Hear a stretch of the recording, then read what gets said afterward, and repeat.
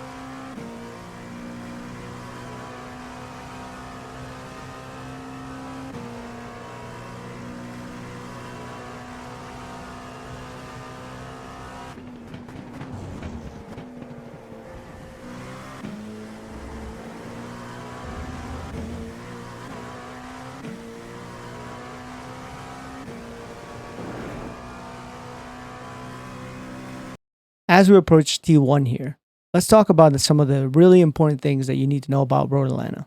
Number one, you have to be on the curbs on entry. If you're not using all of the track. Therefore, you'll never get the lap time that you want. Second, you have to maximize exits, especially at T5, T7, and out of the chicane. If you don't, you're going to sacrifice tons of lap time. It's all about exit and minimum apex speed here. So, now that we're here at T1, we're on the lookout for this grass here. Most people are on the edge of the track here, right? They're turning in from here. However, the edge of the track is somewhere around here. We have to jump the grass a little bit, put our left side tires on the left side of this white line. Most people are not doing that, so they're sacrificing tons of time. So you have a leg up already knowing that. As you can see, we're going to start turning in as this white line starts to meet the grass here. We're down to fourth gear with very low brake, very soft brake, because we're just trying to guide the car, carry speed. And as you can see, the throttle comes on really early, way before the apex, way before. That's a sign that you're doing it right. And it's a confident throttle. You want to use all the track, because the car has a lot of downforce. So it will allow you to get back over to the right-hand side of the track. As we climb up the hill, this is the trickiest part of the track. We have the blind T2 that leads into T3 that we got to jump over the curb. As you can see, I'm in the middle of the track here. I do not want to be on the right. I do not want to be on the left-hand side. The middle is optimal. Let's take a look from the outside perspective here. Okay, so like I said, want to be on the middle, not the left, not the right. Middle is best. If you're on the right, you underdrove T1. You're on the left, probably overdrove T1. As we crest, take a look at that throttle. We release a little bit so that we can get some of that weight onto the front tires. Therefore, give us a little bit more grip so that we can guide the car better on to this curbing. The key thing is to get the car in this position so that we can get the car into this position here and turn in from there, right? We're using the curbing as our guides. The brake marker is at the beginning of the curb, and the turn-in is at the end of the curbing here. As you can see, before we come off the curb, we're already turning, and that is a great turn-in point to get T3 perfect. And as you can see, the throttle happens as we're jumping here, as we're jumping the curb, because this car likes to bottom out a lot. So it's nice to get on throttle before, pick up the nose, and it does bottom out quite a bit on this curb. So be careful. If you take too much speed and you're kind of a little bit over and you use a little bit of this dirt, the car is just going to just basically skateboard through here. And you're not going to be able to control it. So be careful with that. This whole next section, the S's, the downhill should be flat out completely. And the key thing here is to line up the car kind of on the left-hand side and come in from this perspective here, from this side onto this curbing.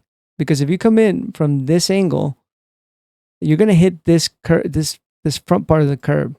This front part of the curb is very raised, and it's going to make the car like pop up on the nose. It's going to destabilize the car, and you're not going to be able to brake properly for T5. That's the biggest mistake I see people make. So come around and get on this curb sideways, and I'll show you what that looks like here. As you can see, we're avoiding this part right there. We're coming at it sideways, and we're aiming to put the car kind of like this, so that then we can turn in for the curb for T5, and we want to avoid the apex curb.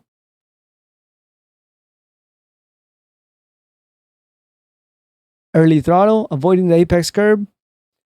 And this part can be tricky because the car does bottom out. So just play around with the throttle, see how much throttle you can get away with. And you can do a short shift here to the next gear. I think it's up to fourth. Let me check. Yeah, we can short shift here from third to fourth. Otherwise, you're just gonna be onto the red line of the car and just not going forward. So as we come up here, T6, T7, this is a combo that's really important. T7 is the most important part. Use T6 as a way to set up T7. What I mean by that, get consistent T6s so that your T7 is consistent. If your T6 is inconsistent, T7 is going to be inconsistent as well. And that's the most important corner. So we're going to be braking around this white line over here. And we're trying to basically line the car up with this part of the curb as the apex. Right? If you notice, like these curbs are trapezoidal shape, like that. And you'll see the other one is as well. And so that's where we want to line up the car, in this area, in this flap area. It's not completely flat, it's a little bit round, but you get the idea of what this shape looks like. And if you're getting on throttle like really early around here, then you're just not doing it right because you're not hitting that flat part of the trapezoid. And the idea is to allow the throttle to get us to the curbing as early as possible, right? And if we can manage to get to that curbing at the same time every lap, then we can use that as our brake marker. So you can see that I get on the brakes as I'm about to get onto this curbing, or as I get on the curbing. That's my brake marker. But it requires a lot of timing and a lot of consistency through T6 to do it this way. Right? And similar to T3, we want to get off the curb. The turn in is before the curb. And we want to jump over a little bit of this curbing here. It's possible to jump it at the apex.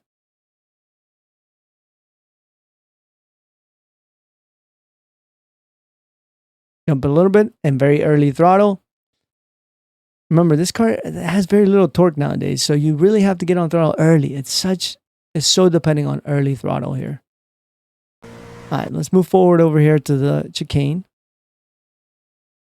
And for the chicane, I'm on the lookout for the 100 board. Basically braking around the 100 board. It all depends, right? Are you in draft? How much wind is there? All these factors are gonna play a factor in when you brake. Is it at the 100, before the 100, after the 100? So play around with that. I like to brake in a diagonal here and try to use the right side of the curb as the edge of the track. Some people kind of just brake along this grass here. It's up to you. In my opinion, this is the fastest way to do it. However, this is the safest way to do it. And you can see I positioned the car a little bit away from the edge of the track. I'm not here and trying to get it on the edge of the curb. You can see my car is pointed to that edge there as I come in, so that I can use some of that curb. And I still didn't use all of it, right? And because there's a compression here, you can use full brake, 100% brake, down to first gear. And the idea is to get as much of this curb as possible. You'll be surprised just how much of this curbing you can use. And the goal is to line up the car somewhere in this area. Right? This is where we want the car, so that this next part can be as full throttle as possible. This is the part that we want as full throttle as possible. So let's see just how full throttle I was able to do here. I'm at full throttle. As I'm coming up to this curb, we can see about 30% release, maybe 40% release, and back to full throttle in second gear. So you could potentially do that maybe with 10%, 20% throttle. It just depends, like the angle that you bring in. So the less you sacrifice the last chicane, the less you sacrifice the entry to the last chicane, the more you're going to have to lift on exit, and therefore the slower you're going to be through this whole next part until T1, right? So you got to decide where do you want to get your lap time. My advice, get your lap times from the exits. If you start getting your lap time from the exits, you're going to build a different skill set rather than just try to drive hard into every single entry. And it's going to change your overall approach to how you drive cars in general. And more than likely, you're going to see a progression. So good luck, everybody. This will be a tough week because the pace difference between the cars is fairly small. And so it will be tricky with traffic.